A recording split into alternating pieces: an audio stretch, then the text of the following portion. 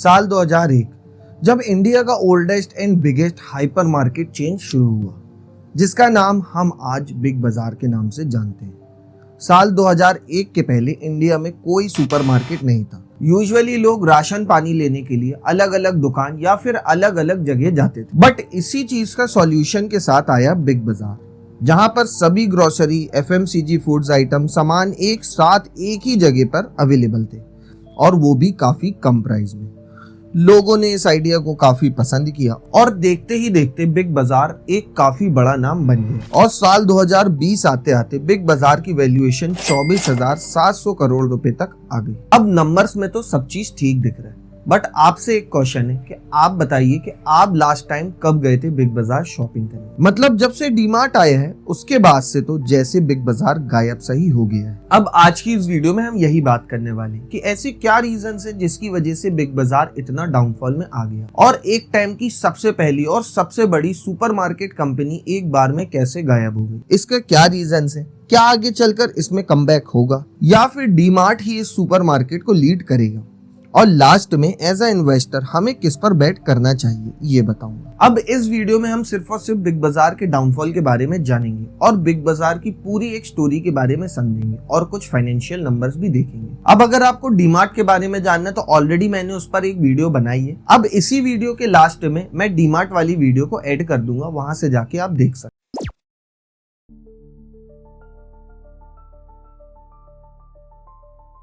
Hey everyone, अब सबसे पहले हम ये बात करेंगे कि बिग बाजार का राइज कैसे हुआ और उसके बाद उसका इतना ज्यादा डाउनफॉल कैसे स्टार्ट हुआ। सबसे पहले बिग बाजार के राइज की बात कर लेते हैं। बिग बाजार को किसने बनाया? बिग बाजार को बनाया था किशोर बियानी ने। ये एक इंडियन बिजनेसमैन है जिन्होंने पहले फैशन ब्रांड पेंटालून्स स्टार्ट किया था। उन्होंने देखा कि इंडिया में मिडिल क्लास लोगों के लिए एक ऐसी शॉपिंग प्लेस नहीं है जहां सब कुछ एक ही जगह पर मिले, चाहे कपड़े हो, खाना हो, किचन आइटम्स हो या इलेक्ट्रॉनिक्स हो। इसी आइडिया से 2001 में बिग बाजार का बर्थ हुआ। पहले बिग बाजार कोलकाता, हैदराबाद और बेंगलोर में लॉन्च हुआ था, लेकिन सिर्फ 22 दिनों के अंदर 3 से भी ज्यादा स्टोर ओपन हो गए। ये खुद में ही एक इनका रिकॉर्ड है। लोग हैरान हो गए कि एक ही जगह पे सब कुछ कैसे मिल रहा है और वो भी इतने ज्यादा एफोर्डेबल प्राइस में। अब सबसे बड़े रीजंस जिसकी वजह से शुरू में बिग बाजार को लोगों ने इतना ज्यादा पसंद किया, जिसका रीजन है डिस्काउंट्स और ऑफर्स। हर हफ्ते कुछ ना कुछ सस्ता मिलता था। सबसे फेमस था सबसे सस्ता दिन, जिसमें रिपब्लिक डे और बहुत बड़े डिस्काउंट्स मिलते थे। ग्रोसरीज, कपड़े, यूटेंसिल्स, इलेक्ट्रॉनिक्स, ये सभी कुछ एक ही रूफ के नीचे मिलता था। अब इंडिया की अगर हम पॉपुलेशंस देखें तो कितनी बड़ी एक पॉपुलेशन है जो मिडिल क्लास के अंदर आती है। अब बिग बाजार का जो मेन फोकस था वो सिर्फ और सिर्फ मिडिल क्लास को लेकर ही था, जहां पे उन्होंने सिर्फ मिडिल क्लास को टारगेट किया और मिडिल क्लास लोगों के लिए ही बिग बाजार बनाया, जहां वो फैमिली के साथ आकर आराम से शॉपिंग कर सके। लोकल किराना स्टोर्स के कंपैरिजन में बिग बाजार ज्यादा क्लीन और ऑर्गेनाइज्ड और मॉडर्न लगता था। अब अगर मैं आपको कुछ एग्जाम्पल से बताऊं कि बिग बाजार कितनी तेजी से बढ़ा तो शायद आपको भी आइडिया हो। 2001 में ये बिग बाजार शुरू हुआ था और कुछ सालों में ही पूरा इंडिया के बड़े बड़े सिटीज में स्टोर्स इनके खुल गए। 2014 तक बिग बाजार के 295 plus stores across 100 plus cities में अवेलेबल थे। हर मॉल, हर मार्केट एरिया में बिग बाजार दिखने लगा। उसके अलावा जो नंबर्स की बात करें तो इनका रेवेन्यू साल 2014 तक सिर्फ बिग बाजार ने 9,000 करोड़ प्लस का बिजनेस किया था। फुटफॉल हर साल करोड़ों लोग बिग बाजार में आते थे। अब अगर हम इनके एरिया कैप्चर की बात करें कि ये रिटेल में कितना एरिया कैप्चर करते थे तो लगभग 16 मिलियन स्क्वायर फीट में बिजनेस ये फैल चुका था। अब इतना ज्यादा सक्सेसफुल बिजनेस होने के बाद लोगों ने इसको काफी पसंद किया, जिसकी वजह से बिग बाजार को कई ज्यादा अचीवमेंट भी मिले। जैसे बिगेस्ट रिटेल चेन बन गया था अपने टाइम का। किशोर बियानी को रिटेल किंग ऑफ इंडिया भी कहा गया उस time. Profit club membership introduce किया गया, जिसमें लोग 10,000 जमा करके एक साल तक 12,000 तक की शॉपिंग कर सकते थे। ऑनलाइन शॉपिंग से पहले ही बिग बाजार एक शॉपिंग डेस्टिनेशन बन चुका था। अब इंडिया में बिग बाजार का ट्रेंड जब था जब इंडिया में ऑनलाइन और ई कॉमर्स मार्केट भी उतना नहीं चलता था। उस टाइम बिग बाजार का काफी ज्यादा नाम हो चुका था। इनके जो इनोवेशंस थे उसने भी उनको काफी सक्सेसफुल मिली, जैसे कि थीम डेज, जैसे वेडनेसडे बाजार जिसमें हर वेडनेसडे को ग्रोसरी पे डिस्काउंट मिलता था। वीकेंड सेल्स होती थी जिसमें फैमिलीज के लिए अलग अलग ऑफर्स लाते थे। इनकी खुद की ओन ब्रांड्स थी जैसे कि tasty treat snacks, clean mate जो कि होम क्लीनर्स के काम आता था, फ्रेश एंड प्योर आटा दाल एक्सेट्रा जो इन हाउस से सस्ते प्रोडक्ट्स थे। और यही सब चीज़ों के अलावा इनकी जो ब्रांडिंग और एडवर्टाइजमेंट थी वो भी काफ़ी अच्छी थी। टीवी एड्स में ये टैगलाइन बहुत फेमस हुई थी, इससे सस्ता और अच्छा कहीं नहीं। हर बड़े फेस्टिवल पर स्पेशल्स सेल होती थी। दिवाली, होली, रिपब्लिक डेज और भी जितने फेस्टिवल्स आते थे उसमें बिग बाजार की सेल लगती थी। वर्ड ऑफ माउथ भी काफ़ी स्ट्रांग हो चुका था, एक कस्टमर से दूसरे को रिकमेंड करता था। अब इनको एक टाइम में आते आते कोई भी अपनी एडवर्टाइजमेंट की ज़रूरत नहीं पड़ी क्योंकि लोग खुद दूसरे लोगों को रिकमेंड करते थे कि वो बिग बाजार से जाकर शॉपिंग करें। अब अगर हम सिर्फ की पॉइंट्स की बात करें जिसकी वजह से बिग बाजार कैसे फेमस हुआ, तो सबसे पहले है कस्टमर्स को समझना। इन्होंने कस्टमर्स को समझा कि उसको क्या चाहिए, कितने बजट में चाहिए। उसके बाद इंडियन कल्चर और फेस्टिवल्स के हिसाब से अपने आप को मॉडिफाई किया। फिर एफोर्डेबल प्राइसिंग, क्वालिटी प्रोडक्ट्स और ट्रस्ट भी काफ़ी ज़्यादा बिल्ड किया।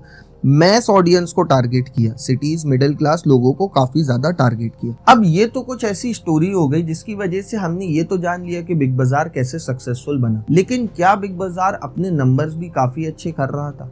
चलिए अब इसके कुछ फाइनेंशियल नंबर्स भी देख लेते हैं कि बिग बाजार सक्सेस होने के बाद भी बिग बाजार क्या रेवेन्यू और क्या प्रॉफिट में था। अब सबसे पहले हम 2012 की बात कर लेते हैं, जो कि इनका रेवेन्यू था -5,800 करोड़। उसमें से उनका जो नेट प्रॉफिट था वो था -150 करोड़। उसके बाद 2014 की बात कर लेते हैं, इनका जो रेवेन्यू था -9,000 करोड़।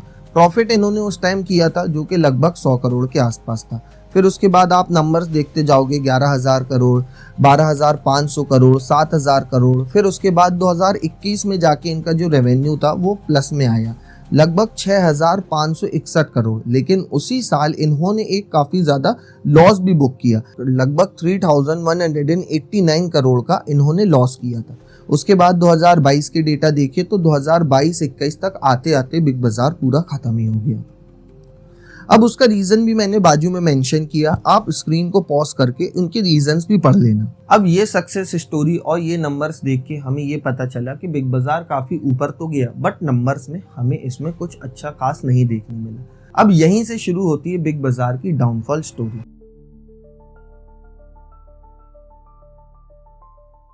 अब ऐसे कई रीजन है जिसकी वजह से बिग बाजार में डाउनफॉल हुआ। सबसे पहला ओवर डाइवर्सिफिकेशन और एक्सपेंशन।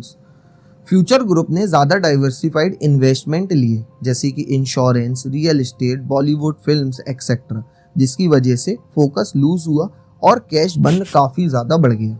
मतलब जितना ये रेवेन्यू नहीं कर रहे थे उतना ज़्यादा कैश बर्न कर रहे थे। मतलब इनका जो लॉसेस मैंने आपको दिखाया उसमें आपको इनको लॉसेस में ज़्यादा देखा होगा। उसके अलावा retail assets, easy days, Nilgiris, hyper city, सब कुछ को इंक्लूड करने से इनके जो बैलेंस शीट पे काफ़ी ज़्यादा लोड बढ़ गया। और जो मेजर रीज़न था वो ये था कि ये जितने भी अपनी शॉप्स ओन करते थे वो ज़्यादा भाड़े पे लेते थे, जिसकी वजह से इनके ऊपर काफ़ी ज़्यादा डेप्ट बढ़ गया। अब 2012 में इनके ऊपर जो कर्ज था वो था 5,800 करोड़ का। 2022 तक आते आते ये 21,000 करोड़ तक चला गया। हाई इंटरेस्ट पेमेंट और पुअर कैश की वजह से कंपनी को एसेट बेचने पड़ गए, जैसे कि पेंटलून्स जो कि बयानी जी की ही कंपनी थी, 2012 में उनको वो बेचना पड़ा। उसके बाद रिटेल्स के अलावा इंश्योरेंस, फाइनेंशियल सर्विसेज में इन्होंने काफी ज्यादा एंट्री ली, वहां पे उनको प्रॉफिट भी नहीं हुआ। मल्टीपल सेक्टर्स में लिमिटेड एक्सपर्टीज के साथ फेल हुए, जो डेट सही से मैनेज नहीं कर पाए। अब इनके जो स्टोर्स थे मोस्टली मॉल्स में और रेंटेड प्रॉपर्टीज में खुले, जिनके हाई रेंट्स ने कैश फ्लो काफी ज्यादा स्क्वीज किया। मतलब उसकी वजह से ये काफी ज्यादा डाउनफॉल में आए। अब साल 2022 आते आते इन पर 4,800 करोड़ का सिर्फ और सिर्फ रेंट डेट बढ़ गया, जिसकी वजह से एक ही रात में इनके 200 से भी ज्यादा स्टोर्स बंद हो गए। और इसी का मौका उठाया रिलायंस रिटेल ने। रिलायंस रिटेल ने इनके काफी ज्यादा स्टोर्स खरीद लिए। और साल 2019 में एक मेजर इंपॉर्टेंट रीजन जिसकी वजह से बिग बाजार डाउनफॉल में आया, जो था कोविड-19। अब कोविड-19 के टाइम में तो काफी ऐसे बिजनेस थे जो लॉस में आ गए, और बिग बाजार का तो मेन बिजनेस यही था कि वो अपने शॉप्स में लोगों को बुलाता था और वहां पे लोग खरीदी करते थे। लेकिन लॉकडाउन की वजह से लोग इनके शॉप्स में आना बंद हो गए और इनके रेंट्स बढ़ते चले गए, जिसकी वजह से ये कर्ज में आ गए। उसके बाद इनकी काफी ज्यादा लीगल फाइट भी हुई, जैसे कि अमेजॉन रिलायंस लीगल फाइट हुई। अब अमेजॉन ने इन पर 200 मिलियन इन्वेस्ट किया था फ्यूचर कूपन्स में और नॉन कम्पीट क्लॉज में। अब साल 2020 में रिलायंस और फ्यूचर का 24,713 करोड़ का जो सेल हुआ उससे अमेजॉन ने ब्लॉक किया via Singapore arbitration India supreme court agreement. उसके बाद इंसॉल्वेंसी और लिक्विडेशंस की वजह से भी इनको काफी ज्यादा बैकलैश मिला। अप्रैल 2020 में बैंक ऑफ इंडिया NCLT में इंसॉल्वेंसी फाइल की गई। अब फ्यूचर जो डिटेल्स थे, उनके जो लोन्स थे वो लगभग 17,000 प्लस करोड़ के थे। जुलाई 2022 में कंपनी इंसॉल्वेंसी प्रोसीडिंग्स में एडमिट हुई। जुलाई 29, 2024 में NCLT ने लिक्विडेशंस ऑर्डर दिया मल्टी ईयर रेजोल्यूशन फेल होने के बाद भी। रिलायंस ने 200 से भी ज्यादा स्टोर से सीज कर दिए बिना take over full deal rent details justify करते हुए। मार्च 2022 तक लगभग 947 स्टोर से टेक ओवर हो गए। ब्रांड बिग बाजार वैनिश वाउचर्स वैलिड नहीं रहे। अब रिलायंस ने इनके बिग बाजार के काफी ज्यादा स्टोर्स को टेक ओवर कर लिया था। इसके बाद रिलायंस ने इसको रीब्रांडिंग करके रिलायंस स्मार्ट बाजार बनाया और जियो मार्ट से ऑनलाइन इंटीग्रेट किया। और यही सब रीजंस की वजह से इंडिया का सबसे पहला और सबसे बड़ा सुपरमार्केट जाइंट बिग बाजार रेस से बाहर हो गया और उसके बाद एंट्री हुई डीमार्ट की। अब डीमार्ट की स्ट्रेटेजी भी सेम थी, लेकिन राधा किशन दमानी जी ने, जो डीमार्ट के फाउंडर है, उन्होंने वो गलतियां नहीं की जो बिग बाजार से हुई। ना ज्यादा डेप्ट लिया और ना रेंटेड स्टोर्स। आज भी डीमार्ट के 90% जो स्टोर्स हैं वो खुद की जमीन पर ही हैं। इसी की वजह से डीमार्ट इस इंडस्ट्री का सबसे बड़ा प्लेयर बन गया। और जो एक टाइम का सबसे बड़ा जाइंट था बिग बाजार, उसको रिलायंस ने अपना नाम देकर आज भी चला रहे हैं। अब सिंपल कुछ की पॉइंट समझ लेते हैं जो उनके डाउनफॉल में हुआ। बिग बाजार ने ज्यादा डाइवर्सिफिकेशन और एक्सपेंशन किया बिना कोई कंट्रोल के। भारी डेप्ट और रेंट कैश फ्लो खत्म किया। कोविड-19 ने सेल्स को रोक दिया। ऑनलाइन शिफ्ट ज्यादा हो गया। अमेजॉन रिलायंस लीगल वार ने डील खत्म कर दी। NCLT ने इंसॉल्वेंसी जुलाई 2024 तक लिक्विडेट ऑर्डर कर दिया। रिलायंस ने स्टोर सीज करके स्मार्ट बाजार बनाया।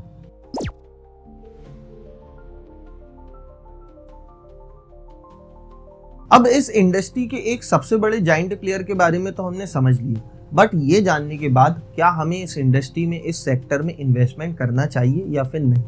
अब इसका शॉर्ट और सिंपल आंसर है हाँ, करना चाहिए। क्योंकि देखिए, ये बिजनेस मॉडल तो काफी ज्यादा सक्सेसफुल है, लोगों ने उसको काफी पसंद किया, बट बिग बाजार की खुद की गलतियों की वजह से बिग बाजार खत्म हो गया। लेकिन अगर हम बिजनेस मॉडल की बात करें तो बिजनेस मॉडल काफी ज्यादा सक्सेसफुल है। आज भी अगर आप डीमार्ट के स्टोर्स में जाओगे तो वहां पे लाखों और करोड़ों लोग वहां पे आते हैं, अपना शॉपिंग करते हैं और अपने डेली यूटेंसिल्स को खरीदते हैं। अब इसी सेक्टर के कुछ मेजर प्लेयर्स की बात कर लेते हैं। सबसे पहला है डीमार्ट, जो कि हाईली प्रॉफिटेबल है, लो डेप्ट है, एफिशिएंसी कॉस्ट स्ट्रक्चर है। उसके बाद रिलायंस रिटेल स्टोर है, जो कि ऑलरेडी रिलायंस के थ्रू अब चलाया जाता है। अब इसका एग्रेसिव ग्रोथ है। जियो मार्ट प्लस ऑफलाइन कॉम्बो है। डीप कैपिटल भी काफी ज्यादा है। अब रिलायंस ने बिग बाजार को टेक ओवर करने के बाद वो सब गलतियां नहीं की जो बिग बाजार ऑलरेडी कर रहा था।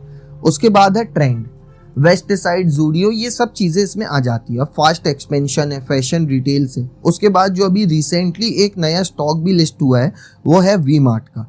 अब टायर 2 टायर 3 सिटीज में ये काफी ज्यादा स्ट्रॉन्ग प्रेजेंस रख रहा है। अब एज ए इन्वेस्टर हमें इन सब सेक्टर्स की कंपनीज में इन्वेस्ट करना चाहिए, क्योंकि अगर हम ये सेक्टर के फ्यूचर की बात करें तो वो काफी ज्यादा हाई है। लेकिन ऐसी क्या चीजें हैं जिनको हमें इन्वेस्ट करने से पहले समझना पड़ेगा?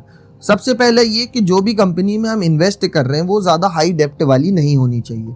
उसका पुअर मैनेजमेंट और अनक्लियर विजन नहीं होना चाहिए। ओवर एक्सपेंशन नहीं होना चाहिए, वो भी बिना किसी प्रॉफिटेबिलिटी के। कुछ नॉर्मल डेटा के हिसाब से समझते हैं कि इस इंडस्ट्री में कितना ज्यादा ग्रोथ है। अब इंडिया का रिटेल मार्केट 2030 तक 100 लाख करोड़ से ज्यादा का हो सकता है। उसके बाद टायर 2 टायर 3 सिटीज में ऑर्गेनाइज्ड रिटेल का फ्यूचर काफी ज्यादा ऊपर है।